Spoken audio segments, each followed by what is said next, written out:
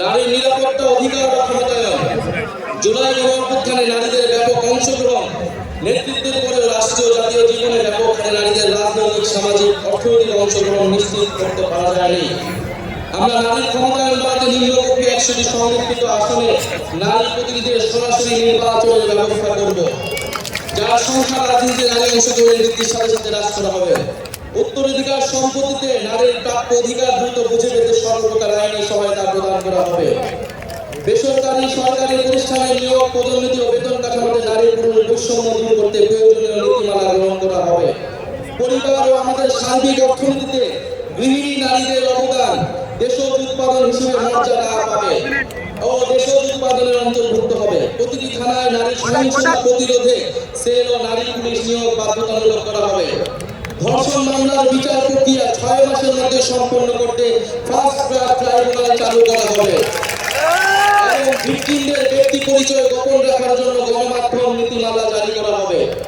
কর্মক্ষেত্রে best training ও sanitary উপকরণ ব্যবহারের নির্দিষ্ট স্থান রাখার নিয়ম করা হবে। পরিবার, শিক্ষা প্রতিষ্ঠান, কর্মক্ষেত্র, অনলাইন, যানবাহনে নারীদের হয়রানি ও নির্যাতন প্রতিরোধে আইনি কাঠামোর যথাযথ সংস্কারের মাধ্যমে কঠোর শাস্তির বিধান করা হবে। নারীদের শ্রমবাজারে অংশগ্রহণ নিশ্চিত করতে উন্নত মানের চাইল্ড কেয়ার ও বয়স্ক সেবা সার্ভিস গড়ে তোলায় প্রণোদনা দেওয়া হবে। স্বল্প আয়ের পরিবারকে চাইল্ড কেয়ার ভর্তুকি করা হবে। আমরা কর্মজীবীদের পূর্ণ বেতনে অন্তত 6 মাস মাতৃত্বকালীন ও 1 মাস পিতৃত্বকালীন ছুটি নিশ্চিত করব। নারীদের মাতৃত্বকালীন প্রজনন স্বাস্থ্য নিশ্চিত করতে আমরা যথাযথ উদ্যোগ গ্রহণ করব। নারীদের কর্মসংস্থানে নিরাপদ যাতায়াতের জন্য বিশেষ বাস সার্ভিসের ব্যবস্থা চালু করা হবে। সকল নারীরা জন্য প্রয়োজনীয় স্বাস্থ্য সামগ্রীর প্রাপ্যতা সুলভে যথাযথ উদ্যোগ গ্রহণ করা হবে। অনুন্নত পিছিয়ে পড়া অঞ্চল, মাদ্রাসা ও পাহাড়ি অঞ্চলে স্বল্প আয়ের পরিবারের নারীদের উচ্চশিক্ষার জন্য বৃত্তি চালু করব। বাল্য বিবাহ, যৌতুক বন্ধের জন্য সচেতনতা বৃদ্ধির কার্যক্রমে ধর্মীয় ও রাজনৈতিক নেতাদের সম্পৃক্ত করা হবে। আমাদের 14তম দফাটি হচ্ছে মানব কেন্দ্রিক ও কল্যাণমুখী অর্থনীতি। অর্থনীতির মূল ভিত্তি হওয়া উচিত মর্যাদা সম্পন্ন মানুষ। অর্থনীতির পরিকল্পনার কেন্দ্রবিন্দুতে থাকতে হবে মানুষের সামগ্রিক বিকাশ। কেবল দক্ষতা নয়, মানুষের উদ্দেশ্য, মূল্যবোধ ও সামাজিক দায়বোধ গঠনে বিনিয়োগ করতে হবে। আমরা বাজার ভিত্তিক কিন্তু কল্যাণমুখী অর্থনৈতিক দর্শন মেনে একটি আধুনিক অন্তর্ভুক্তিমূলক অর্থনীতি গড়ে তুলতে প্রতিশ্রুতিবদ্ধ। আমরা একটি প্রতিযোগিতামূলক বাজার ব্যবস্থা প্রতিষ্ঠা করব, যেখানে সিন্ডিকেটের দৌরাত্ম্য বরদাস্ত করা হবে না, অলিগার্সির প্রভাব ধ্বংস করা হবে এবং ক্ষুদ্র ও মাঝারি ব্যবসার বিকাশ নিশ্চিত করা হবে। আমরা উন্নয়নকে শুধু জিডিপির সংখ্যা দিয়ে পরিমাপ করব না, নাগরিকের অন্ন, বস্ত্র, বাসস্থান, শিক্ষা, চিকিৎসা, ইন্টারনেট এসব মৌলিক সেবা এবং সেবার মান ও প্রাণ প্রকৃতি পরিবেশের সুরক্ষাই হবে আমাদের উন্নয়নের মানদণ্ড। আমরা বেকার ভাতা, বয়স্ক ভাতা, বিধবা ভাতা, বিশেষ চাহিদা সম্পন্ন নাগরিক ভাতা, শিশু ভাতা প্রভৃতি সামাজিক সুরক্ষা সেবাকে নাগরিক অধিকার হিসেবে প্রতিষ্ঠা করব। পথ শিশু ও ছিন্নমূল মানুষদের জন্য আমরা পুনর্বাসন, শিক্ষা, স্বাস্থ্য সেবা ও কর্মসংস্থানের মাধ্যমে অর্থনৈতিক ও সামাজিক নিরাপত্তা নিশ্চিত করব। আমরা কর কাঠামোর ন্যায্য সংস্কারের মাধ্যমে ধনী গরিবের বৈষম্য কমিয়ে আনবো এবং সুষম উন্নয়ন নিশ্চিত করব। মধ্যম আয়ের ফাঁদ ও চতুর্থ শিল্প বিপ্লবের তথ্য প্রযুক্তিগত চ্যালেঞ্জ মোকাবেলা আমরা প্রণয়ন করব একটি দূরদৃশ্য সমন্বিত পরিকল্পনা। আমরা ব্যাংকিং ও আর্থিক খাতের বিদ্যমান কাঠামোকে শক্তিশালী করব।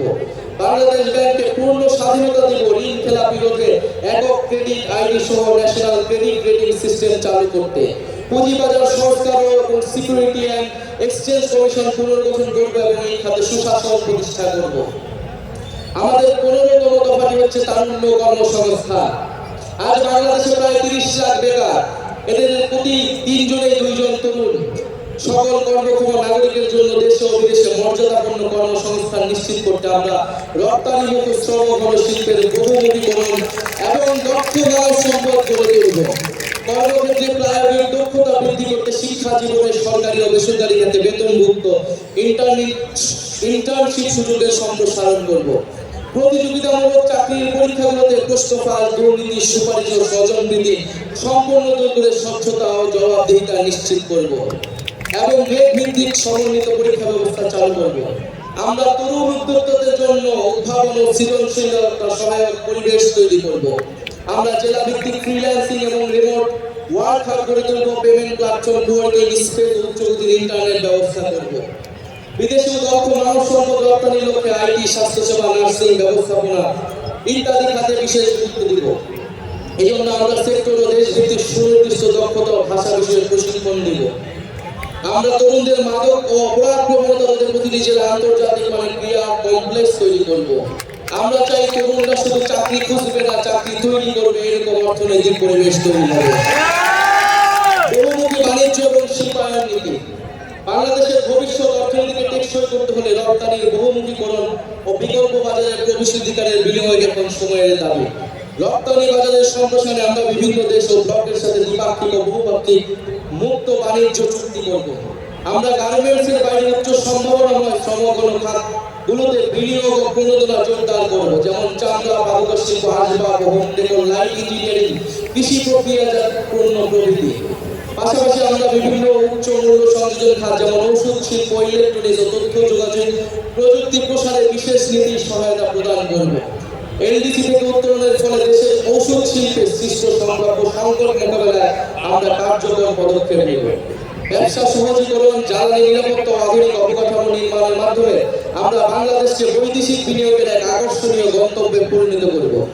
আমরা 50 বছর মেয়াদী শিল্প উন্নয়নের মহাপরিকল্পনা প্রণয়নে শিল্প খাতের বিশিষ্ট ব্যবসায়ী, গবেষক, নীতি নির্ধারণী সমন্বয়ে একটি কমিশন গঠন করব।